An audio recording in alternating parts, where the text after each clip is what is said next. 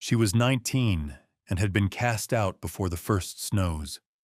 She had no family, no plan, and just $3 silver in the pocket of her worn coat. And with that money, she bought a ruined ranch house in a forgotten Montana valley. But what nobody knew, what she could not have possibly imagined, was that hidden deep within the stone walls of the old well was a secret that would not only save her, but would build her a new life from the ground up. If you believe in the quiet power of forgotten things and the legacies left behind by strangers, subscribe to our channel for more stories like Elsie's. Elspeth May Collins was born in the autumn of 1888 in a small cabin tucked into a fold of the Bitterroot Valley, a place where the mountains were sharp against the sky and the winters were long and unforgiving.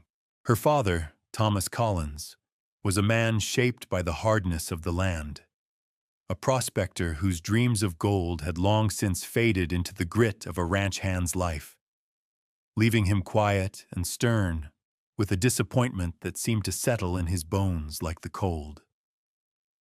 Her mother, Sarah, was a softer presence, a woman from the East whose constitution was no match for the high country air.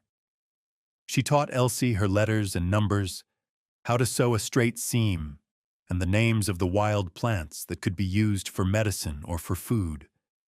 Yarrow for a fever, bitterroot for a hungry belly.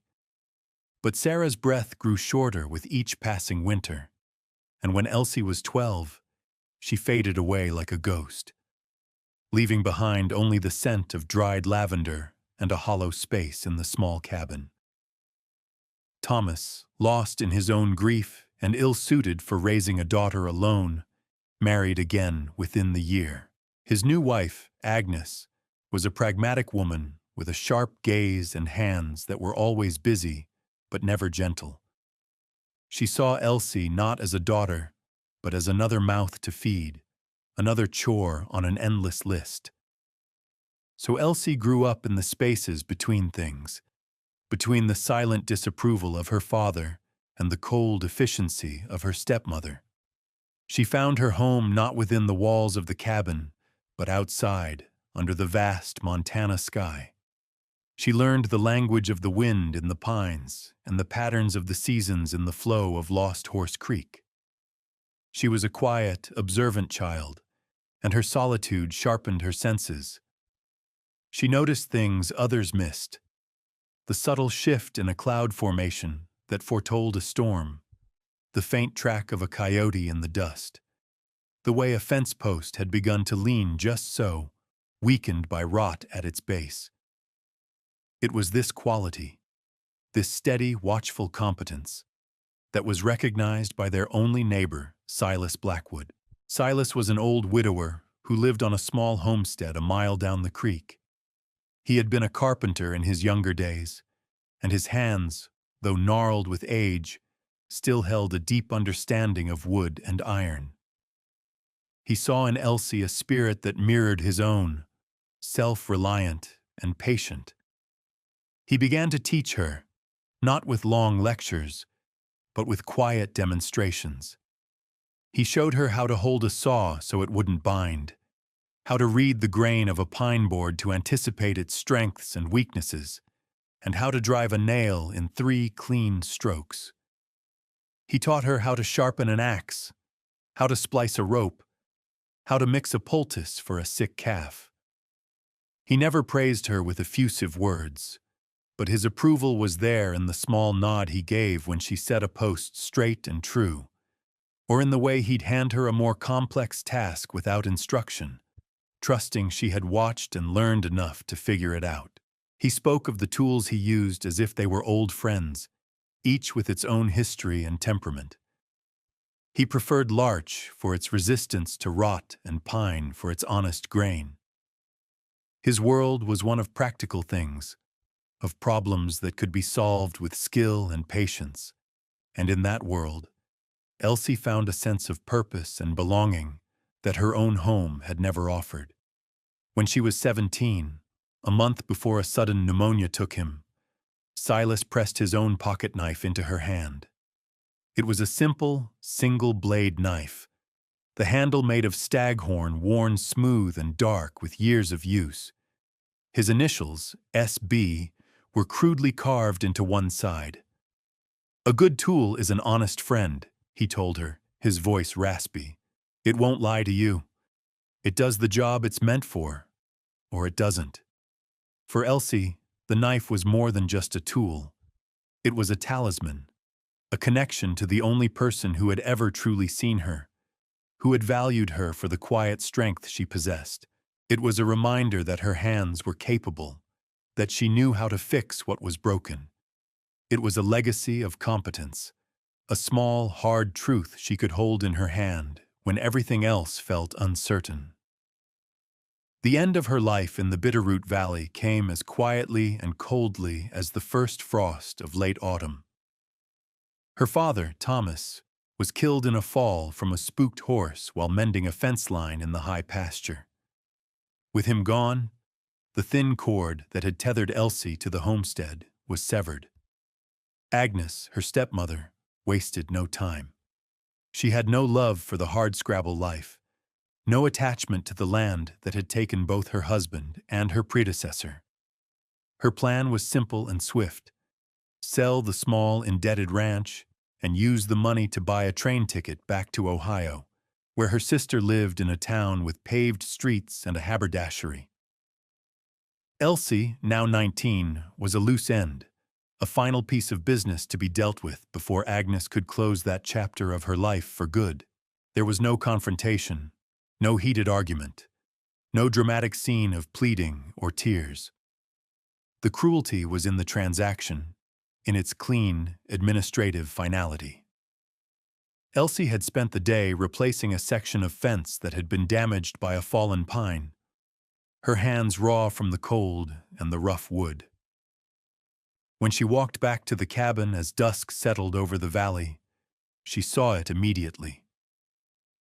A single worn carpet bag sat on the porch, its sides bulging with the few clothes and personal items she owned. The cabin door was closed. Agnes stood behind the screen, a dark silhouette against the dim lamplight inside. She did not open the door. Her voice came through the mesh, flat and devoid of emotion.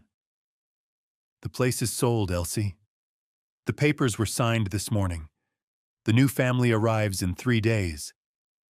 She paused, as if reciting a memorized speech. "I'm taking the morning coach out of the valley. I can't take you with me." A small silence hung in the cold air, broken only by the sound of the wind in the eaves. Then something slid across the wooden porch boards, glinting in the fading light. "This is all I can spare. 3 silver dollars." Elsie looked down at the coins, then back at the closed door, at the shape of the woman who was erasing her from her life. She felt a strange calm settle over her, a cold, clear stillness. There was nothing to say, no argument to be made. The decision was as solid and immovable as the mountains behind her. She did not beg. She did not cry. She simply gave a single, small nod, an acknowledgement of the fact. She bent down, her joints stiff from the day's labor, and her fingers closed around the cold metal of the coins. She picked up the carpet bag, its weight familiar in her hand. Without a final look back at the only home she had ever known, she turned and began to walk down the long, rutted track that led away from the ranch. Her other hand was deep in her coat pocket, her knuckles pressed against the worn staghorn handle of Silas Blackwood's knife. It was a small, hard point of certainty in a world that had just dissolved around her. The land and the sky were all she had left.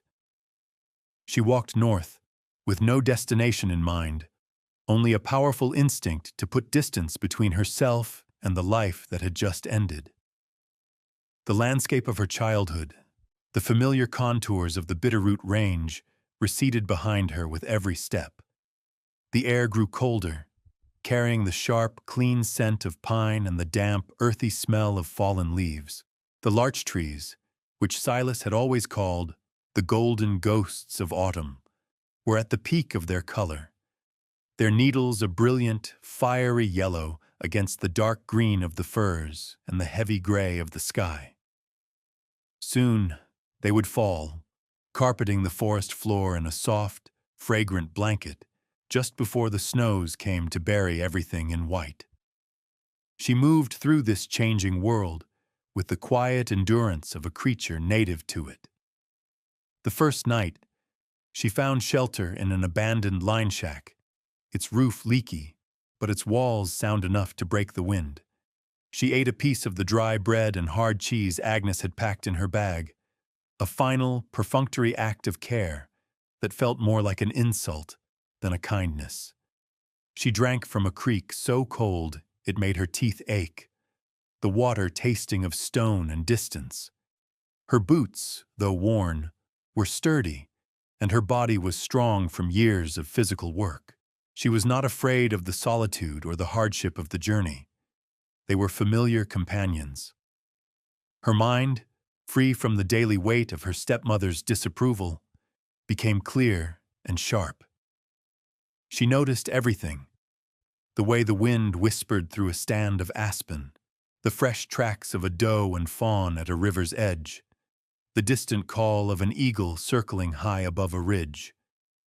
She was an observer, cataloging the details of the world she passed through, measuring its resources and its dangers with a practical eye.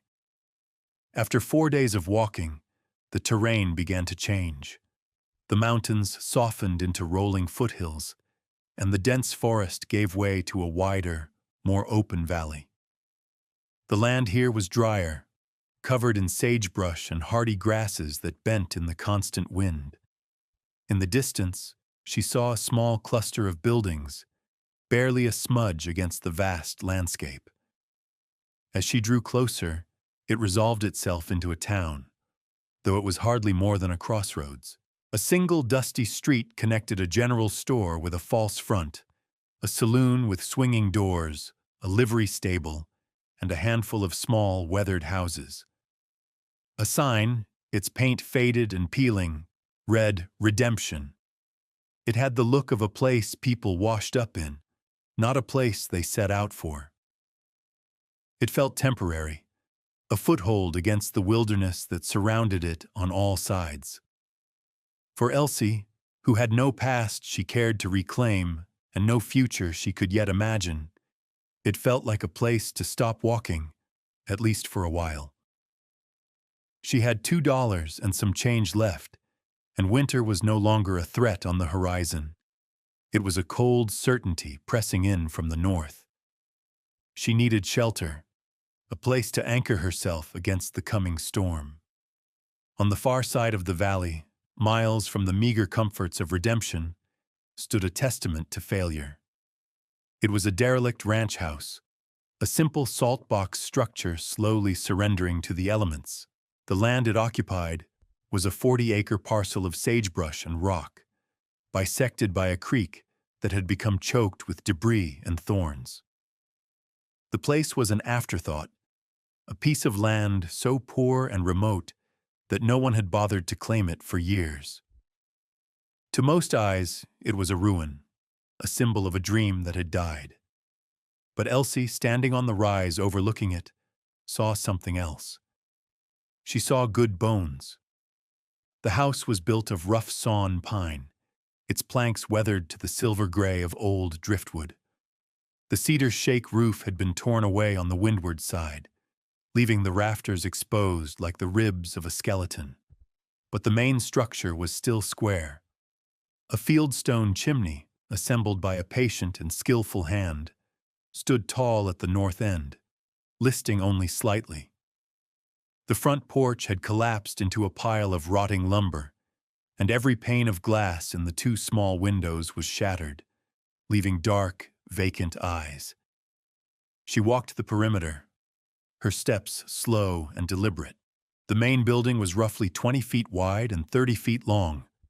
Inside, the air was thick with the smell of decay and nesting mice.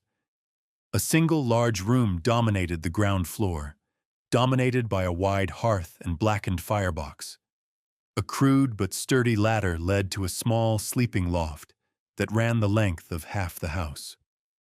The pine plank floor was buckled from moisture in several places, and a few boards were rotten through, but much of it felt solid under her boots. She saw not what was, but what could be.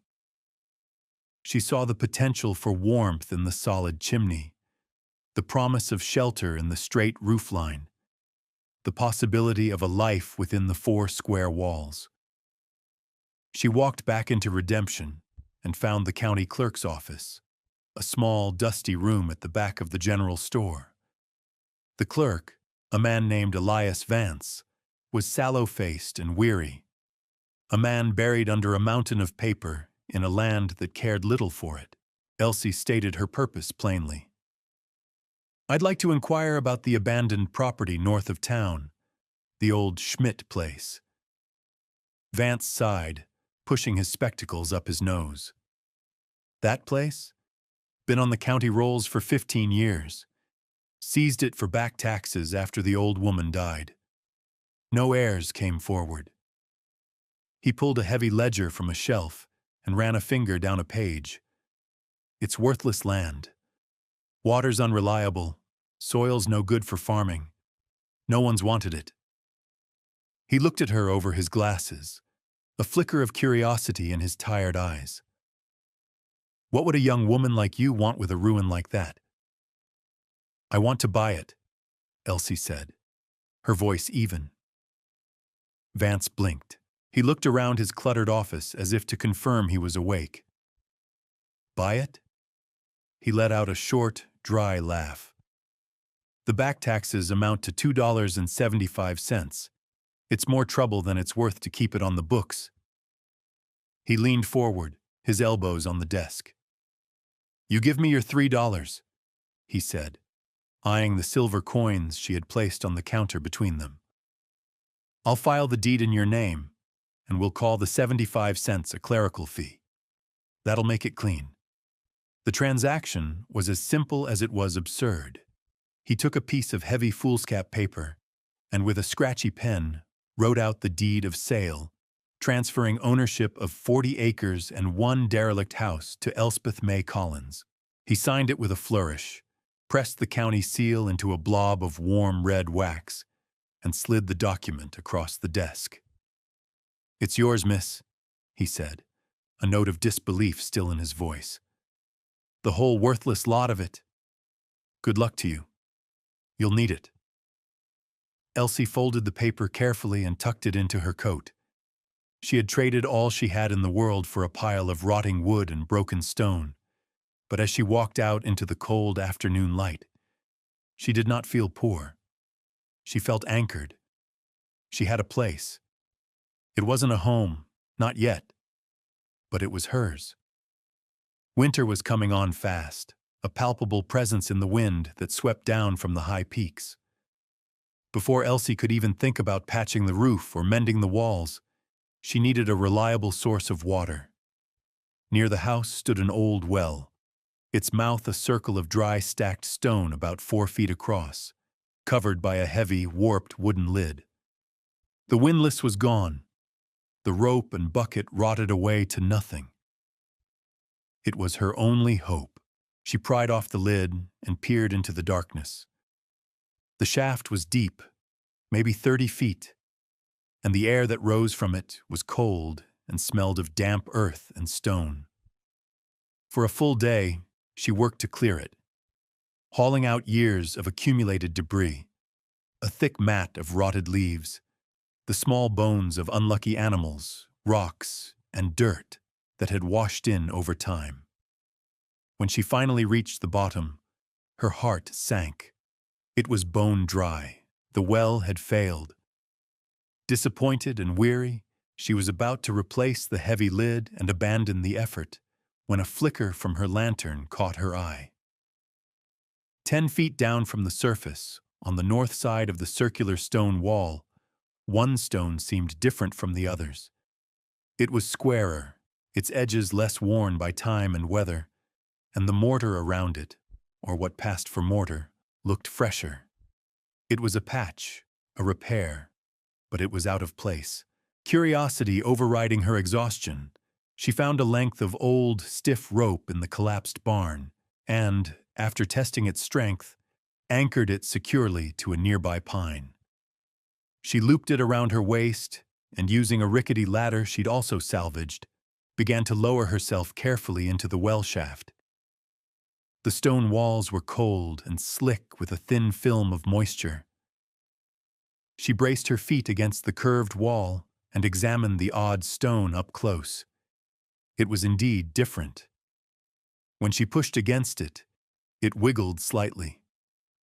Using the pry bar on the back of a hammer she'd found, she worked the tool into the crack and levered. The stone resisted, then scraped free with a grating sound, tumbling into the darkness at the bottom of the well. Behind it was a small, dark cavity, a space deliberately created within the thick wall.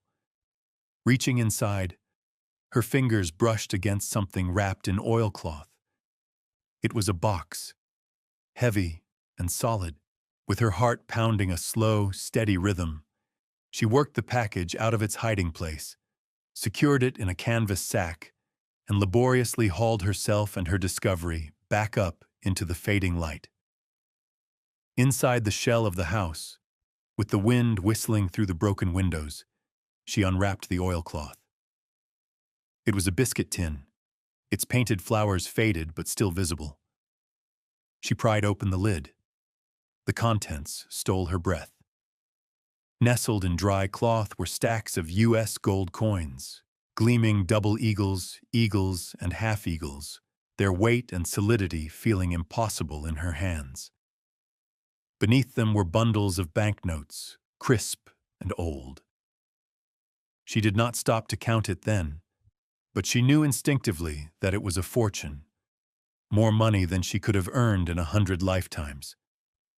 And beneath the money lay a folded piece of paper and a small, tarnished object. She carefully unfolded the letter. The handwriting was neat, the ink faded to a soft brown. "To whoever finds this," it began. "My name is Anneliese Schmidt. I lived here with my husband, Jakob. We built this house in 1865. He was a stonemason. I was a teacher. We had no children. He died in the winter of '72 from a fever, and I have lived here alone since. I am old now, and my heart is tired. This is our life's savings. We had no family to leave it to, and I do not trust banks. I fear it will be lost when I am gone, or taken by men who do not deserve it. So I hide it here, in the well Jakob built with his own hands. Use it to make a life here. This land is hard, but it is honest. Do not let this house fall to ruin. It was a good home. I hope it will be for you too. Anneliese Schmidt, May 1883. Elsie read the words twice, her fingers tracing the elegant script. It was a voice from the past, a story of love and loss and foresight, left in the dark for a stranger.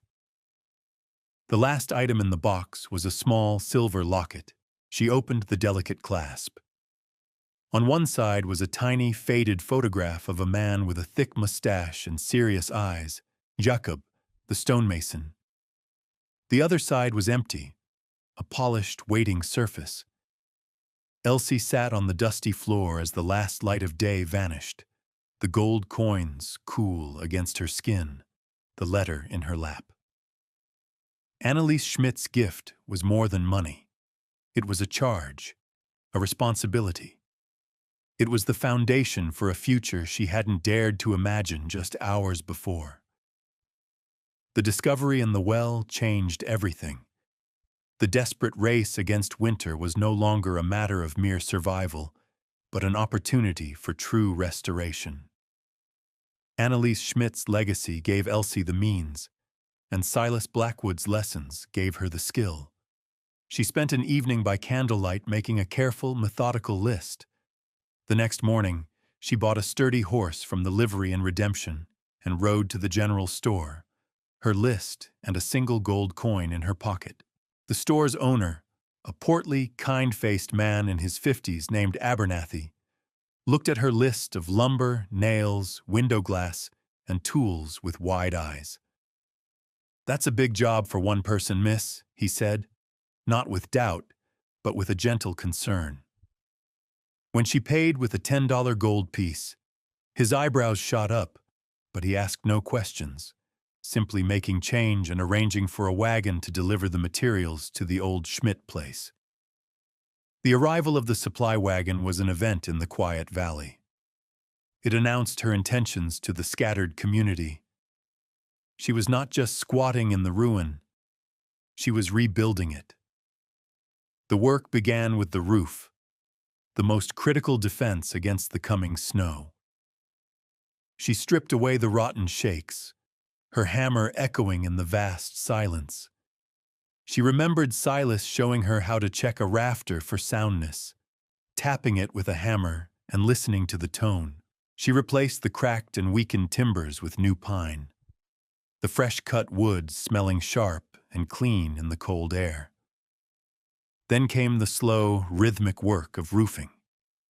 She laid down sheets of black roofing felt, and then, using a chalk line to keep her courses perfectly straight, she began nailing on the new cedar shakes, one by one, overlapping each row precisely. It was hard, repetitive labor, but with each swing of the hammer, she felt a deep satisfaction, the feeling of creating shelter with her own hands.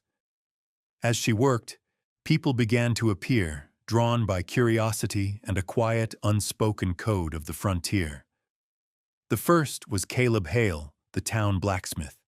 He was a young man, not much older than her, with broad shoulders and a quiet demeanor. He had sharpened her saw blades, and he came by one afternoon on the pretense of checking her work. He saw the massive stone lintel over the fireplace, which had slipped and was resting at a precarious angle. "That's a two-person job," he stated simply. The next day he returned with heavy crowbars and wooden rollers. They worked together for hours, using leverage and strength, communicating with few words, their movements synchronized by the shared task. When the heavy stone was finally settled back into place, solid and secure, a silent bond of mutual respect had been forged between them. A few days later, Martha Vance, the clerk's wife, arrived in a buckboard. She was a woman in her 40s with gentle eyes and capable hands, known for her beautiful quilts. She had heard the story of the girl who bought the ruin. She carried a basket containing a steaming pot of beef stew, a loaf of fresh bread, and 2 thick wool blankets.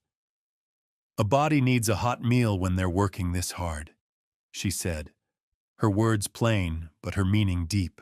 It was an offering of welcome, an acceptance into the small community. Elsie worked from dawn until dusk, her body aching but her spirit resolute. She chinked the walls with a mixture of mud, straw, and lime, sealing the house against the wind. She carefully set the new panes of window glass, glazing them with putty until they were airtight. She built a new door from thick pine planks, hanging it on heavy iron hinges Caleb had forged for her. She replaced the rotted floorboards and installed the cast iron wood stove, its black pipe rising straight and true through the new roof. Each task was a lesson learned from Silas, a memory of his patient hands guiding hers. She was not just rebuilding a house, she was inhabiting his teachings, proving them true. The ruin was slowly, painstakingly, being transformed back into a home. As the first heavy snows began to fall, blanketing the valley in a deep, silent white, the house was ready. It stood against the winter landscape not as a ruin, but as a bastion of warmth and light. Smoke curled from the stone chimney, a signal of life against the gray sky. In the evenings, the soft glow of a lantern shone through the new glass windows, a beacon in the vast darkness. The house was no longer just a structure. It was a home, sealed tight against the storm. With the primary work of shelter complete, Elsie's life settled into the quiet, steady rhythms of the season. She had used a portion of Annalise's money to buy a gentle milk cow and a half-dozen laying hens from a neighboring rancher. Her days now had a comforting shape. Rising before dawn to the warmth of the stove, milking the cow in the cold, crisp air of the shed she had repaired, scattering grain for the chickens, chopping wood, and tending to the endless small tasks of a homestead. The work was constant, but it was purposeful. It was work that sustained her, that rooted her to the place. Every Sunday, she would ride her horse into Redemption for supplies. At first, the townspeople had watched her with a mixture of pity and curiosity. Now, they nodded as she passed. Mr. Abernathy would have her usual order of flour, salt, and coffee ready for her. Martha Vance would wave from the doorway of her small house. She was no longer the strange girl who bought the ruin. She was Elsie from the Schmidt place. She was becoming part of the fabric of the community, woven in through quiet acts and shared seasons. Martha, seeing Elsie's solitude, invited her over on winter afternoons. In the warmth of Martha's kitchen, surrounded by colorful scraps of fabric, she began to teach Elsie the art of quilting. As they worked, their needles flying, they would talk. Martha spoke of her children, now grown and gone, and of the town's small histories. Elsie, in turn, slowly began to share pieces of her own story, speaking of Silas and the things he had taught her. She never spoke of the gold, but she spoke of Annalise Schmidt, of the letter, and of the feeling of being given a second chance. The quilting became more than a craft. It was a form of storytelling, of stitching a new life together from the remnants of the old. Caleb Hale became a regular visitor. He would often stop by on his way back from checking his trap lines, a brace of grouse or a rabbit for her stew pot in his hand. They would sit by the fire, drinking coffee, often in comfortable silence. He admired the sturdy table and chairs she had built, the neatness of her repairs, the competence that shone in everything she did. He saw a strength in her that matched his own. A quiet, unspoken affection grew between them, as steady and natural as the changing of the seasons. The land itself was changing under her care. She spent days clearing the choked creek, allowing the water to run clear and free. She rebuilt the collapsed fences, not with wire, but with split rails, the way Silas had taught her. In the shelter of the house, she studied seed catalogs Mr. Abernathy had given her, planning a large garden for the spring. The 40 acres of sagebrush and rock were no longer a worthless parcel.